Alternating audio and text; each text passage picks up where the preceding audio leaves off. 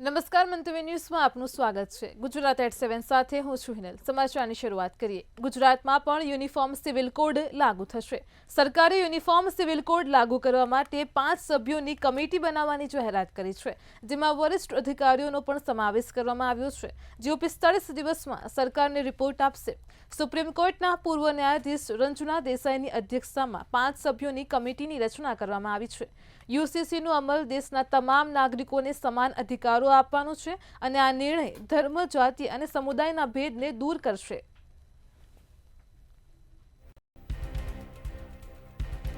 ગુજરાતમાં હવે યુસીસી લાગુ થશે। આવું કરનાર ગુજરાત ઉત્તરાખંડ પછી બીજું રાજ્ય બનશે। યુસીસી લાગુ કરવા 5 સભ્યોની કમિટી બનાવવામાં આવી છે।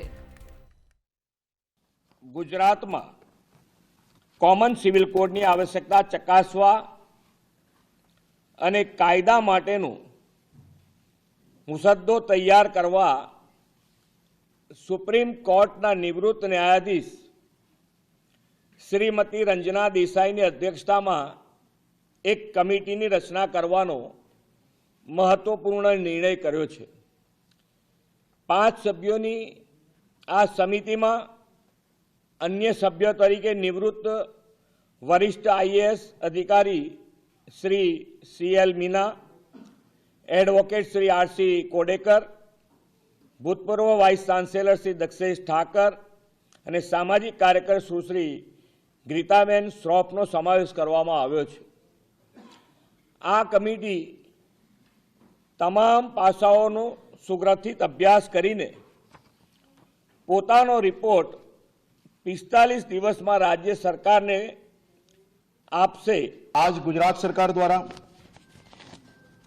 यूसीसी कानून के लिए एक कमेटी की रचना की है, जिसकी अध्यक्षता सुप्रीम कोर्ट के एक्स जस्टिस श्रीमती रंजनाबेन देसाई की ओर से की जाएगी। निवृत्त senior IAS Shri CL Meena ji उसके सभ्य होंगे।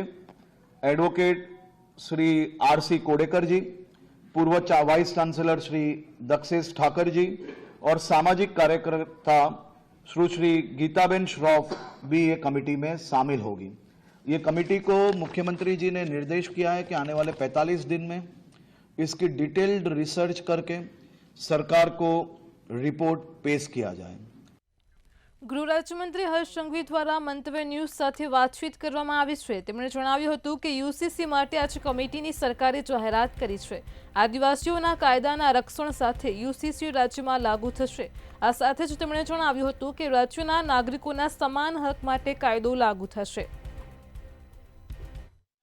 गुजरात सरकार ने आज यूसीसी का गठन के लिए एक कमेटी की घोषणा की है। मुख्यमंत्री भूपेंद्र भाई पटेल और हमारे युवा गृह राज्य मंत्री हर्ष संघवी जी ने भी इस पत्रकार परिषद में इस बात को बताया था। आज हमारे बीच गृह राज्य मंत्री हर्ष संघवी जी है, वो यूसीसी के ये जो आने वाला है उसके बारे में आपको बताएंगे। सर, ये यूसीसी कायदे के लिए जो कमेटी का गठन कर दिया गया है उसमें क्या डिटेल्स है? यूसीसी ये संविधान की भावना है जो कि समरसता एवं समानता स्थापित करेगा। गुजरात के प्रत्येक नागरिकों को एक समान हक मिले, उसके लिए गुजरात के मुख्यमंत्री श्री भूपेंद्र भाई पटेल जी द्वारा एक बहुत ही महत्वपूर्ण निर्णय लिया गया है। यूसीसी के डिटेल रिसर्च एवं स्टडी के लिए एक समिति की रचना की है, जिसकी अध्यक्षता सुप्रीम कोर्ट के एक्स जस्टिस श्रीमती रंजनाबेन देसाई और उनके साथ 4 और कमेटी मेंबर्स उसमें शामिल किए गए हैं। खासतौर पे मुख्यमंत्री जी ने समिति से ये अपेक्षा रखी है कि आने वाले 45 दिनों में वो डिटेल्ड एवं रिसर्च रिपोर्ट सरकार को पेश करें। आभार। सर, अंतिम सवाल, आदिवासी समुदाय के लिए हमने क्या सोचा? देखिए, उत्तराखंड भारतीय जनता पार्टी सरकार द्वारा एक बहुत ही श्रेष्ठ उदाहरण हम सबके सामने पेश किया है। आदिवासी समाज की रीति रिवाज और कानूनों को संरक्षित करते हुए यूसीसी कानून को लागू किया है। आदिवासी समाज के सभी कानूनों को जरूर से सुरक्षित रखा जाएगा। आदिवासी समाज के जो कानून है उसको सुरक्षित रखते हुए ये यूसीसी का नियम गुजरात में लागू किया जाएगा, ऐसा गृह राज्य मंत्री हर्ष संघवी ने बताया। अब देखते हैं कि इसकी समीक्षा के बाद किस तरह से ये जो कायदा है वो जो अनुकरण किस तरह से होगा। कैमरामैन विनोद राठौड़ के साथ उज्जवल व्यास, मंतव्य न्यूज़, गांधीनगर। અમદાવાદથી યુસીસી મુદ્દે કોંગ્રેસ પ્રવક્તા મનીષ દોશીની પ્રતિક્રિયા સામે આવી છે. પ્રતિક્રિયા આપતા તેમણે જણાવ્યું છે કે દેશમાં વધતી જતી મોંઘવારી વધુ છે. ભાજપની ખેડૂત વિરોધી નીતિ અને ચાર તરફથી ઘેરાયેલી સરકાર ભ્રષ્ટાચારમાં સરકાર ગળાડૂબ છે અને ત્યારે યુસીસીની જાહેરાત સરકારની નિષ્ફળતા છુપાવવા માટે ગુજરાતના નાગરિકોનું ધ્યાન ભડકાવવા માટે કરી રહી છે. સરકારની નિયત સાફ હોય તો મુખ્યમંત્રી અને ગૃહમંત્રી ખુલ્લા મંચ પર ચર્ચા કરે. ગુજરાતમાં ખરેખર જરૂર છે યુનિફોર્મ એજ્યુકેશન કોડની જરૂર છે, એટલે કે તમામને શિક્ષણનો અધિકાર મળે, ગુજરાતના નાગરિકોને એ દિશામાં કામ કરવાની જરૂર છે. ખરેખર સરકારની નીતિને નિયત સાફ હોય ગુજરાતના નાગરિકો માટે તો યુનિફોર્મ હેલ્થ કોડની સરકારે લાગુ કરવાની જરૂર છે, જેથી કરીને ગુજરાતના નાગરિકોને, ગુજરાતીઓને આરોગ્ય સેવા સારી મળી શકે. ખરેખર સરકારને લાગુ કરવું હોય તો સમાન ન્યાય, ભેદભાવ વગરના ન્યાય માટે યુનિફોર્મ લો લાગુ કરવાનો જે કંડક્ટ ધ યુનિફોર્મ લો, એટલે કે ગરીબો માટે એક સરકારનો કાયદો. કડીના ધારાસભ્ય કરશન સોલંકીએ કેન્સરની લાંબી સારવાર બાદ અંતિમ શ્વાસ લીધા છે. સરળ અને સૌમ્ય સ્વભાવના કરશનભાઈ સોલંકીના નિધનના સમાચારથી ઘેરા શોકની લાગણી જોવા મળી રહી છે. શું છે વધુ વિગત, જોઈએ અહેવાલમાં. કડી વિધાનસભા ક્ષેત્રના ભાજપના વરિષ્ઠ ધારાસભ્ય કરશનભાઈ સોલંકીનું લાંબી માંદગી બાદ અવસાન થયું છે. તેમની તબિયત વધુ લથડતા તેમને તાત્કાલિક અમદાવાદ સિવિલ હોસ્પિટલમાં દાખલ કરવામાં આવ્યા હતા. જોકે સારવાર દરમિયાન તેમણે અંતિમ શ્વાસ લીધા હતા, જે બાદ તેમનો પાર્થિવ દેહ તેઓના વતન લઈ જવાયો. કરશનભાઈના અવસાનના સમાચાર મળતા જ મુખ્યમંત્રી ભૂપેન્દ્ર પટેલ, મંત્રી ઋષિકેશ પટેલ, નીતિન પટેલ સહિતના ભાજપના નેતાઓ અને કાર્યકર્તાઓ પહોંચ્યા હતા. સમગ્ર કડી પંથકમાં શોકની લાગણી છવાઈ ગઈ. ખાસ કરીને ભાજપના કાર્યકર્તાઓમાં ઘેરા શોકની લાગણી જોવા મળી રહી હતી. પીએમ મોદીએ પણ તેમના નિધન પર શોક વ્યક્ત કર્યો હતો. ઋષિકેશ પટેલે દુઃખ વ્યક્ત કરતા શું કહ્યું, આવો સાંભળીએ. એક સહજ, સરળ અને સૌમ્ય પ્રકૃતિ ધરાવતા એક આગેવાન હતા. અનુસૂચિત જાતિમાંથી કડીની સીટ ઉપર ચૂંટાયા પછી એમને સમગ્ર ગુજરાતની અંદર અને એમાં પણ વિધાનસભામાં પણ જ્યારે સમાજના પ્રશ્નો હોય, વિકાસના પ્રશ્નો હોય, ખૂબ જ સહજતાથી અને સરળતાથી આખા બોલા હતા અને સાથે પોતાની વાત કહેવા માટે ક્યારેય સંકોચ રાખ્યા સિવાય એમને પોતાની વાત વિધાનસભામાં પણ રજૂ કરી છે. અને કડી અને મહેસાણા અને સમગ્ર ગુજરાત માટે એમને જે કામ કર્યા છે સદાય આપણને યાદ રહેશે. તો પૂર્વ નાયબ મુખ્યમંત્રી નીતિન પટેલે પણ દુઃખ વ્યક્ત કર્યું હતું. તેમણે દુઃખ વ્યક્ત કરતા શું કહ્યું, આવો સાંભળીએ. શ્રી કરશનભાઈ સોલંકીનું બીમારીના કારણે આજે દુઃખદ અવસાન થયું છે. એમને કેન્સરની તકલીફ હતી અને કેન્સર હોસ્પિટલ અમદાવાદમાં એમની સારવાર ચાલતી હતી અને સારવાર ચાલતી હોવા છતાં પણ જ્યારે પણ પ્રજાના નાના મોટા પ્રશ્નો હોય, કોઈને કોઈ મુલાકાત કરવી હોય તો કેન્સરની ગંભીર બીમારીમાં પણ તેઓ બધા માટે લગભગ છેલ્લે સુધી ઉપલબ્ધ હતા.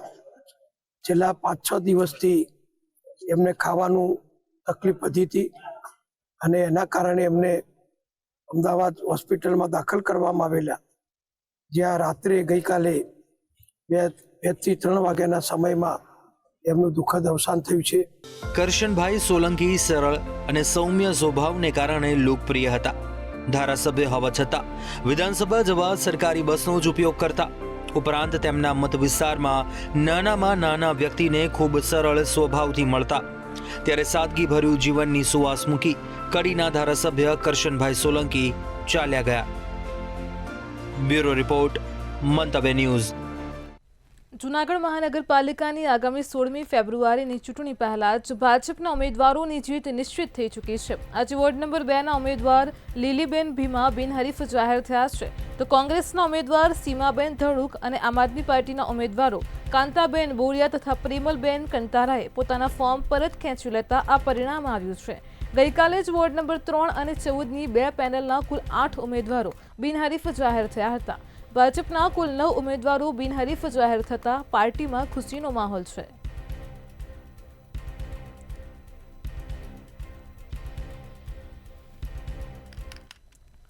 તાપીમાં સોનગઢ નગરપાલિકા ચૂંટણીમાં મોટો ધડાકો થયો છે, જેમાં ચૂંટણી પહેલા જ કોંગ્રેસના 4 અને અપક્ષના 1 ઉમેદવારે ફોર્મ પરત ખેંચી લીધા છે. ફોર્મ પરત ખેંચી લેતા 5 બેઠકો ઉપર ભાજપ ચૂંટણી પહેલા જ વિજયી થઈ છે, જ્યારે વોર્ડ નંબર 1, 4, 5 અને 6માં ભાજપ બિનહરીફ જીત્યું છે, તો ચૂંટણી પહેલા જ ભાજપનો 5 બેઠક પર વિજય થયો છે. બીજી બાજુ કોંગ્રેસમાં મોટું ભંગાણ થતા દોડધામ મચી ગઈ છે. સોનગઢ નગરપાલિકા ચૂંટણીના ફોર્મ ખેંચવાના અંતિમ દિને આજે ચિત્ર સ્પષ્ટ થઈ ચૂક્યું છે, જેમાં સોનગઢ નગરના 7 વોર્ડની 28 બેઠકોની વાત કરીએ તો ભારતીય જનતા પાર્ટી 5 બેઠકો પર બિનહરીફ વિજેતા જાહેર થઈ છે. જેમાં વાત કરીએ વોર્ડ નંબર 1 પર ઓબીસી બેઠક, જેમાં કોંગ્રેસના ઉમેદવારે ફોર્મ ખેંચી લીધું છે. ત્યારબાદ વોર્ડ નંબર 4માં ઓબીસી બેઠકમાં પણ કોંગ્રેસના ઉમેદવારે ફોર્મ ખેંચી લીધું છે. ત્યારે વોર્ડ નંબર 5માં કોંગ્રેસના ઓબીસી ઉમેદવારનું ફોર્મ રદ થયું હતું. જ્યારે વોર્ડ નંબર 6ની વાત કરીએ તો ત્યાં 2 ઓબીસી ઉમેદવાર, એક મહિલા અને એક પુરુષ, એ 2 ઉમેદવારોના ફોર્મ રદ થયા હતા. આજે ફોર્મ ખેંચવાના અંતિમ દિને કોંગ્રેસ પાર્ટી તરફથી 4 ફોર્મ પાછા ખેંચી લેવામાં આવ્યા હતા, જ્યારે અપક્ષ તરફથી 1 ફોર્મ પાછું ખેંચી લેવામાં આવ્યું હતું. એટલે કુલ 5 ઉમેદવારોએ પોતાના ફોર્મ પાછા ખેંચી લીધા હતા. અત્યાર સુધી મળી રહેલ અપડેટ મુજબ ભારતીય જનતા પાર્ટી 28માંથી 5 બેઠકો પર બિનહરીફ વિજેતા જાહેર થઈ છે. ત્યારે આવનાર દિવસોમાં શું થાય છે તે જોવું રહ્યું.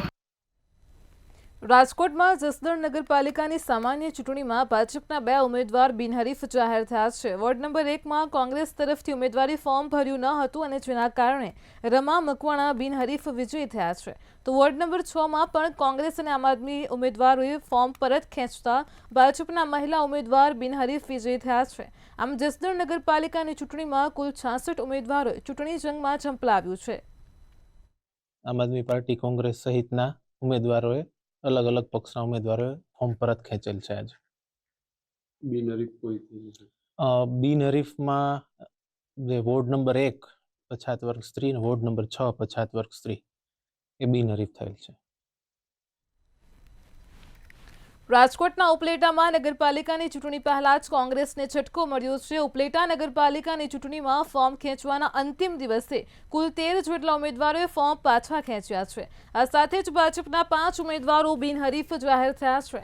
આ સાથે જ બિનહરીફ જાહેર થયેલ ઉમેદવારોએ મોઢું મીઠું કરાવી અને ભાજપને વિજય ઉત્સવ મનાવ્યો છે. તેમજ ભાજપ દ્વારા કોંગ્રેસના ઉમેદવારોને દબાવી ધમકાવી મોટી રકમ નાણાપેટી ચૂકવી અને ફોર્મ પાછા ખેંચવાયા હોવાના પણ કોંગ્રેસ દ્વારા આક્ષેપ કરાયા છે. આજે ફોર્મની છેલ્લો દિવસની સંપૂર્ણ પ્રક્રિયા પૂર્ણ થઈ અને ભારતીય જનતા પાર્ટીનો 5 નગરપાલિકાની અંદર સ્પષ્ટ બહુમતીથી વિજય થવાનો છે.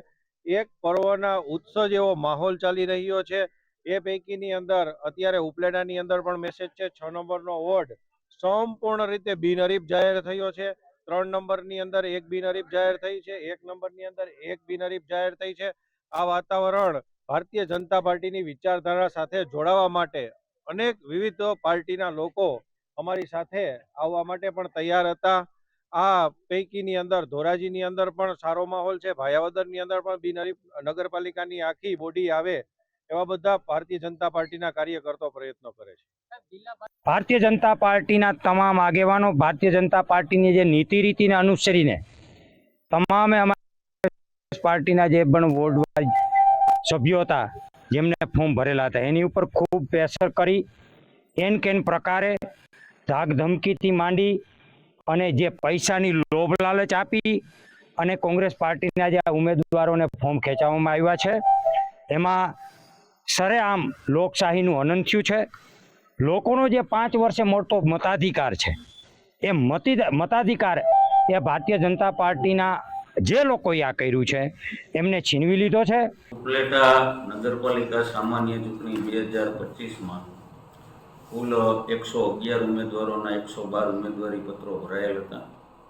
ઉમેદવારી પત્રોની ચકાસણીના અંતે કુલ 105 ઉમેદવારોના ઉમેદવારી પત્રો માન્ય જાહેર કરવામાં આવ્યા હતા. આજે ઉમેદવારી પત્રો પાછા ખેંચવાનો છેલ્લા સમય સુધીમાં કુલ 13 ઉમેદવારોએ પોતાના ઉમેદવારી પત્રો પરત ખેંચી લીધેલ છે અને એના પરિણામે વોર્ડ નંબર 3માં પછાત વર્ગ સ્ત્રીની બેઠક અને વોર્ડ નંબર 6ની 4 બેઠક, આમ કુલ 5 બેઠકો બિનહરીફ થયેલ છે. સ્થાનિક સ્વરાજ્યની ચૂંટણીમાં ભગવો લહેરાયો છે તો સમાચાર મળી રહ્યા છે હાલ અત્યારે સ્થાનિક સ્વરાજ્યની ચૂંટણીને લઈને આગામી સમયમાં જૂનાગઢ મનપા સહિત 66 નગરપાલિકાઓની સ્થાનિક સ્વરાજ્યની ચૂંટણી યોજાવા જઈ રહી છે તો જૂનાગઢ મનપાની ચૂંટણીમાં 9 બેઠકો ઉપર ભાજપનો બિનહરીફ વિજય થયો છે. પેટા ચૂંટણીઓમાં ભાજપ 10 બેઠકો ઉપર બિનહરીફ જાહેર થઈ છે. ચૂંટણીમાં કુલ 215 બેઠકો ઉપર ભાજપ બિનહરીફ જાહેર થઈ છે તો સ્થાનિક સ્વરાજ્યની ચૂંટણીમાં ભગવો લહેરાયો છે.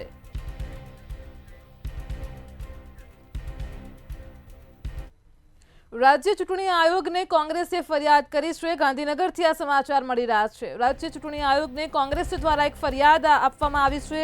જે વિગતો મળી રહી છે, કોંગ્રેસના ઉમેદવારોને ધાક ધમકી આપવામાં આવે છે. કોંગ્રેસે રાજ્ય ચૂંટણી આયોગને જણાવ્યું છે કે અસામાજિક તત્વો તેમને ધાક ધમકી આપે છે. સમરસ કરવા માટે એ સમરસ એક શબ્દ છે, પણ પોતાનું એકયું સાચું કરવા માટે ધાક ધમકી આપી છે. સમરસ એમ નથી, ભય વિના પ્રીત થઈ નથી. અમને ખ્યાલ છે, કારણ કે જેની જોડે આ ઘટના થઈ છે એના પરિવારોની જે વેદનાસભર ફોનો આવ્યા છે અને ઘણા રૂબરૂ મળવા આવ્યા છે. અમારા સ્થાનિક હાઈકમાન્ડને પણ સ્ટેટના હાઈકમાન્ડને પણ એ લોકોએ રજૂઆત કરી છે કે અમને આ રીતે એના ફેમિલીવાળાને પણ હેરાન કરવામાં આવે. પાટણમાં ચાણસ્મા નગરપાલિકાનો ચૂંટણીનો મામલો પ્રકાશમાં આવ્યો છે તો પાટણથી સમાચાર મળી રહ્યા છે. ચાણસ્મા નગરપાલિકા માટે ચૂંટણીનો મામલો પ્રકાશમાં આવ્યો છે. જે વિગતો પ્રાપ્ત થઈ રહી છે, વોર્ડ નંબર 4ની એક સીટ પર ભાજપનો ભગવો લહેરાયો છે તો પાટણની ચાણસ્મા નગરપાલિકામાં ભાજપના ઉમેદવાર ભરત રાવળ બિનહરીફ જાહેર થયા છે. બક્ષીપંચનો કોઈ જ ઉમેદવાર ન હોવાથી તેઓ વિજેતા બન્યા છે.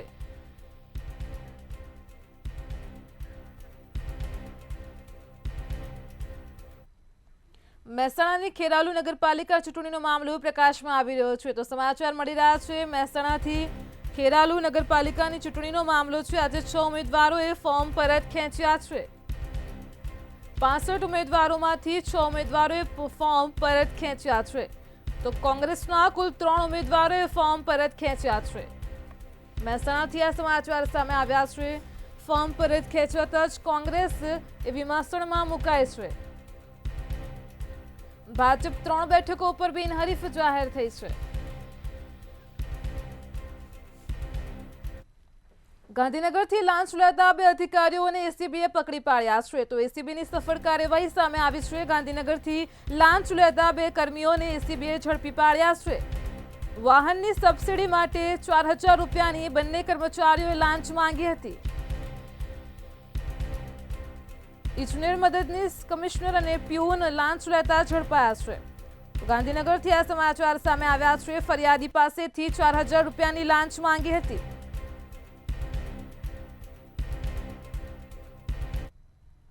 સાબરકાંઠાથી બીઝેડ કૌભાંડનો મામલો પ્રકાશમાં આવી રહ્યો છે તો સાબરકાંઠાથી સમાચાર મળી રહ્યા છે.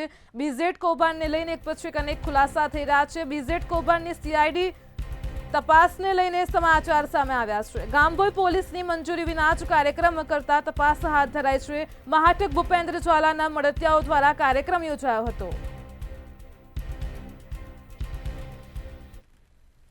અમદાવાદમાં અસલાલી સર્કલ પાસે રિક્ષા ચાલક સાથે 2 ઇસમોએ મળીને રિક્ષામાં બેઠેલા પેસેન્જરોને હેરાન કર્યા છે. છરી બતાવીને પેસેન્જર પાસેથી 2000 રૂપિયા અને મોબાઈલ પણ લઈ લીધો હતો.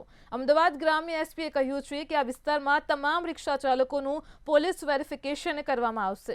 રિક્ષાની પાછળ QR કોડ લગાવવામાં આવશે. સિટીના નજીકના બહારના ગામડાના માણસો હોય તેને બેસાડીને ટાર્ગેટ કરવામાં આવે છે. અસલાલી સર્કલને પાસે જે એક બનાવ બન્યો હતો જેમાં એક રાજસ્થાનનો એક ટ્રક ડ્રાઈવર હતો. એ ટ્રક ડ્રાઈવરને રિક્ષામાં બેસાડીને એને થોડી આગળ જઈને એમાંથી 2 ઓર પેસેન્જર એમાં બેસાડ્યા હતા. એ બે પેસેન્જર અને જે રિક્ષા ચાલક હતો એ ત્રણો મળીને આ માણસ સાથે જે લૂંટ કરવામાં આવી હતી એને છરી બતાવીને એને છરીનો એક ઘા કરીને જો એનાથી જે 2000 રૂપિયા અને એના મોબાઈલ લૂંટી લીધો હતો.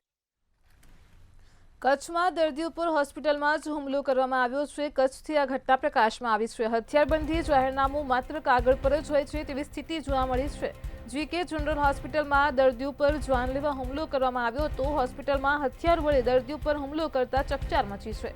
દર્દીને બચાવવા જતા સિક્યુરિટી ગાર્ડ પર પણ હુમલો કરવામાં આવ્યો હતો. આ સમગ્ર ઘટના CCTV કેમેરામાં કેદ થઈ છે. GK જનરલ હોસ્પિટલમાં સુરક્ષાને લઈને અનેક સવાલો ઉઠ્યા છે.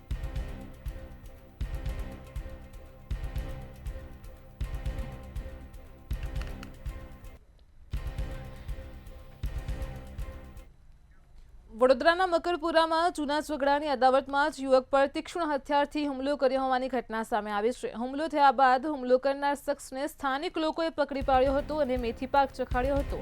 તેમજ ગંભીર રીતે ઘાયલ યુવકને સારવાર અર્થે સિયાચી હોસ્પિટલ ખાતે ખસેડ્યો છે. જ્યારે બનાવની જાણ મકરપુરા પોલીસને થતાં પોલીસ સ્ટાફ સાથે ઘટના સ્થળ પર દોડી આવી હતી. મકરપુરા પોલીસે આરોપીને ઝડપી વધુ તપાસ હાથ ધરી છે. અદાવતમાં કે તે મારું નામ કેમ પોલીસને આપ્યું એ અદાવતમાં આજે એ નશાની હાલતમાં અહીંયા આવ્યો હતો અને ચપ્પાથી શરીરના ઘા કર્યા હતા. તુરંત જ પોલીસ સ્થળે પહોંચી ગઈ હતી અને જેને ઘા વાગ્યા છે તે હરિઓમને SHG હોસ્પિટલમાં લઈ જવામાં આવ્યો છે અને એની હાલમાં સારવાર ચાલી રહી છે.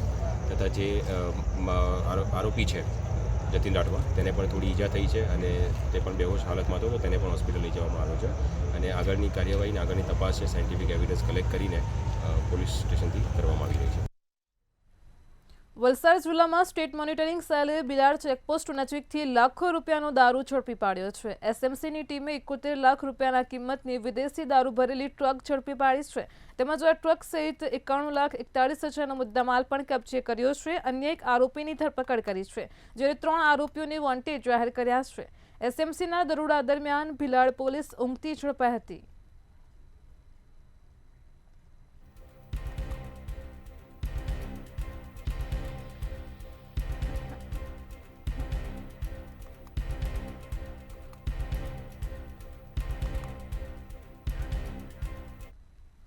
બનાસકાંઠાના પાલનપુરમાં સિમલા ગેટ ખાતે આવેલા મટન માર્કેટના 20 દબાણો તોડી પાડવામાં આવ્યા છે. ગેરકાયદેસર રીતે દબાણો કરીને મટન માર્કેટમાં ધંધો કરતા આ ગેરકાયદેસર દબાણોને તોડી પાડવામાં આવ્યા છે.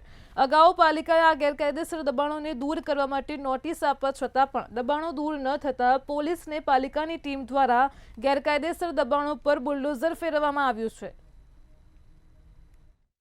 પાલનપુર નગરપાલિકા વિસ્તારમાં આવેલ રેલવે સ્ટેશન રોડ ઉપર રસ્તા પૈકીના દબાણો દૂર કરવા માટે અગાઉ સિટી સર્વે દ્વારા ડિમાર્કેશન કરવામાં આવેલું હતું. તે અંતર્ગત નગરપાલિકાએ તે લોકોને સ્વેચ્છાએ દબાણ દૂર કરવા માટે નોટિસ પણ આપેલી હતી અને આ દબાણદારો દ્વારા સ્વેચ્છાએ આવા દબાણો દૂર ના કરતા આજરોજ નગરપાલિકાએ સિટી સર્વે તેમજ પોલીસ બંદોબસ્ત સાથે રાખી અને રસ્તા પૈકીના દબાણો દૂર કરવાની કામગીરી હાથ ધરેલી છે. જે કામગીરી આજરોજ પૂર્ણ થશે અને ભવિષ્યમાં પણ આવા રસ્તા પૈકીના જે દબાણો હશે તે નગરપાલિકા દ્વારા નિયમ મુજબની પ્રક્રિયા હાથ ધરી અને દૂર કરવામાં આવશે. જાપાનના ટોક્યો શહેરમાં છત્રપતિ શિવાજીની પ્રતિમાનું સ્થાપન કરવામાં આવશે. અમદાવાદના લાલ દરવાજા ખાતે વસંત ચોકમાં શિવાજીની પ્રતિમાનું સ્વાગત કરવામાં આવ્યું હતું. શૌર્ય, નિર્માણ શક્તિ અને શાસન પ્રણાલીની યાદમાં શિવાજીની પ્રતિમાનું પરિભ્રમણ કરવામાં આવ્યું હતું. પ્રતિમાનું સ્વાગત કરવા મરાઠી સમાજના આગેવાનો, ધારાસભ્ય અમિત શાહ, મેયર પ્રતિભા જૈન સહિતના આગેવાનો ખાસ હાજર રહ્યા હતા. દેશના ખૂણે ખૂણે 16મી જાન્યુઆરીથી 8 માર્ચ સુધી છત્રપતિ શિવાજીની પ્રતિમાનું પરિભ્રમણ બાદ જાપાન મોકલવામાં આવશે. હિન્દુ સામ્રાજ્યના સ્થાપના કરનાર આદરણીય છત્રપતિ શિવાજી મહારાજની પ્રતિમા જાપાનમાં પ્રસ્થાપિત થવાની છે. આ સ્ટીલની પ્રતિમા છે અને જાપાનના ધરતીકંપવાળા વાતાવરણને અનુરૂપ સ્ટીલની પ્રતિમાઓ પર ફાઇબર ચડાવી અને આખા દેશમાં પરિભ્રમણ કરીને દેશના બધા જ મોટા રાજ્યોમાં શહેરોમાં ફરીને આજે અમદાવાદ આવી રહી છે. આપણા માટે ગૌરવની વાત છે. અમદાવાદમાં બેનામી વ્યવહારોનું કૌભાંડ પકડવા માટે સર્ચ ઓપરેશન હાથ ધરવામાં આવ્યું છે. કૌભાંડ પકડવા માટે DGGI દ્વારા વિવિધ વિસ્તારમાં દરોડા પાડવામાં આવ્યા છે અને ત્યારે DGGIના દરોડામાં ઓફિસર્સનો મોટો કાફલો સક્રિય થયો છે. સર્ચ અને સર્વેમાં મોટું કૌભાંડ બહાર આવે તેવી પણ શક્યતા છે. ત્યારે બિલ્ડર્સની ઓફિસ, ઘર અને ફાર્મ હાઉસ સહિત 15 સ્થળો પર દરોડા પાડવામાં આવ્યા છે અને સરળ બિલ્ડર્સના 15થી વધારે પ્રોજેક્ટો પર દરોડા પાડવામાં આવ્યા છે.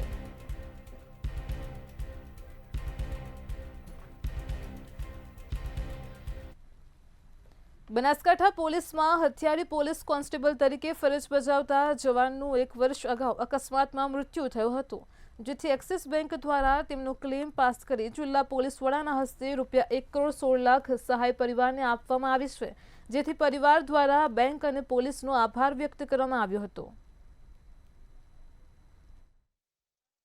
ગત વર્ષે 13/3/2024ના રોજ અમારા ભાઈ દલપતસિંહ જે પોલીસ ડિપાર્ટમેન્ટમાં સર્વિસ કરતા હતા તેમનું માર્ગ અકસ્માતમાં મૃત્યુ થયેલ. તે સંદર્ભે તેમના જે ખાતાકીય લાભો તો ડીએસપી સાહેબના માર્ગદર્શન હેઠળ અમને ઝડપી મળી જ ગયા હતા અને બેંકનો જે સેલરી એકાઉન્ટનો જે ક્લેમ હતો એ બેંકે અમને બહુ જ મદદ કરી. પોલીસ ડિપાર્ટમેન્ટ સાથે સેલરી એકાઉન્ટ સાથે જે એક્સિડેન્ટલ ડેથ ઇન્સ્યોરન્સ છે તો અમે લોકોએ એમને કંઈ પણ પરિવારને અમને ખબર હતી કે પરિવારને આટલી બધી તકલીફ છે તો અમે લોકોએ સામેથી જઈને પરિવારને મળીને એમની જે પણ ફોર્મેલિટીઝ કરવાની હતી અમે ત્યાં ઘરે જઈને વિધાઉટ એની એ લોકોને કે ધક્કા ખાવા પડે બ્રાન્ચમાં બેંકમાં કે પછી કોઈ ઇન્સ્યોરન્સ કંપનીમાં અમે લોકો ત્યાં ઘરે જઈને એમને બધી સગવડ પાડી અને એ લોકોને જે 1 કરોડ 16 લાખનું જે ઇન્સ્યોરન્સ કવરેજ હતું એમને આજે એસપી સાહેબના હસ્તે એમને અપાયું. પરિવારના એક અમારા હથિયારી પોલીસ કોન્સ્ટેબલ કે જેમનું મૃત્યુ ગયા વર્ષે થયું હતું રોડ અકસ્માતમાં, તેને આજે એક્સિસ બેંકની દ્વારા આજે 1 કરોડ અને 16 લાખ રૂપિયાની સહાય રકમ ચૂકવવામાં આવી છે. આ પ્રસંગે એમનો પરિવાર પણ હાજર છે અને અમે લોકો આજે 1 કરોડ 16 લાખ રૂપિયાની રકમ એમને ચૂકવી છે. હું આપ લોકોને જણાવવા માંગીશ કે દરેક વ્યક્તિઓના જે અમારે પોલીસમાં નોકરી કરે છે તે લોકોના અમે સેલરી એકાઉન્ટ જે છે એ અમે એક્સિસ બેંકમાં ખોલ્યા હોય છે અને એક્સિસ બેંક જે છે એ આ ખાસ પ્રકારનો એક વીમો આપે છે કે જેમાં કોઈ અનેચરલ ડેથ હોય છે તો એના પરિવારને ખૂબ જ ઓછા સમયની અંદર એક પણ જાતની વિઝિટ કર્યા વગર એ લોકોને 1 કરોડ 16 લાખનું આજે ક્લેમ સેટલમેન્ટ કરવામાં આવે છે. આ રકમ અમારા પોલીસ પરિવારને ખૂબ જ ઉપયોગી બનતી હોય છે એમના મૃત્યુ બાદ. ગુજરાત પોલીસમાં અલગ ઓળખ ધરાવતા આઈપીએસ અધિકારી અભય ચુડાસમાએ સ્વૈચ્છિક રાજીનામું આપી દીધું છે. તેઓ હાલ તો એડિશનલ ડીજીપી તરીકે ગુજરાત પોલીસમાં ફરજ બજાવે છે. કયા કારણોસર અને નિવૃત્તિના થોડાક મહિના પહેલા જ રાજીનામું આપ્યું તે અંગે અનેક ચર્ચા થઈ રહી છે. તેઓ ગુજરાત પોલીસના અનેક મહત્વના કેસ સાથે જોડાયેલા હતા. અમદાવાદ સિરિયલ બ્લાસ્ટ કેસ હોય કે અન્ય મહત્વના કેસ તેમણે ઉકેલવામાં મહત્વની જવાબદારી નિભાવી છે. છેલ્લા ઘણા સમયથી તેઓ સાઇડ પોસ્ટિંગમાં હતા અને તેમને મહત્વની પોસ્ટિંગ મળશે તેવી અટકળો પોલીસ બેડામાં હતી. ત્યારે તેમણે અચાનક જ રાજીનામું આપી દેતા તમામ અટકળોનો અંત આવ્યો છે.